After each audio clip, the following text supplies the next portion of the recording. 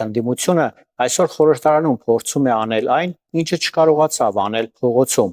Այդ ընդդիմությունը, որը չկարողացավ մոբիլիզացնել փողոցում մարդկանց, այսօր փորձում է մոբիլիզացնել падգամավորներին, որպեսզի իմպիչմենտի գործընթաց սկսի։ Իմպիչմենտի ռեալ հնարավորություն իմ կարծիքով կլինի միայն այն դեպքում, եթե իշխանափոխության պահանջ ներկայացվի փողոցում, իսկ այսօր փողոցում նման պահանջ չկա։ Նույնիսկ եթե կա էլ, ապա ոչ հաստատ այն ուժերի հետ, որոնք փոխկապակցված են նախկին նախագահների կամ նրանց շրջապատի մարդկանց հետ։ Հետևաբար իմպիչմենտի գործընթացը ավելի շատ ոչ թե հակաիշխանական, այլ թերևս ներընդդիմադիր պայքարի, գուցե նաև կեղծ պայքարի հերթական դրսևորումն է։ Դրա մասին վկայում է նաև իմպիչմենտի գործընթացի հետ կապված նախկին երկու նախագահների թիմակիցների արձագանքները, որոնց տողատակերում քիչ չեն նաև միմյանց հանդեպ խայթոցները։ Նրանք, ովքեր որոշ ժամանակ առաջ միմյանց մեղադրում էին Փաշինյանին իշխանության բերելու համար, այսօր փորձում են ցույց տալ, թե ով չի ուզում, որպեսզի Փաշինյանը հեռանա իշխանությունից,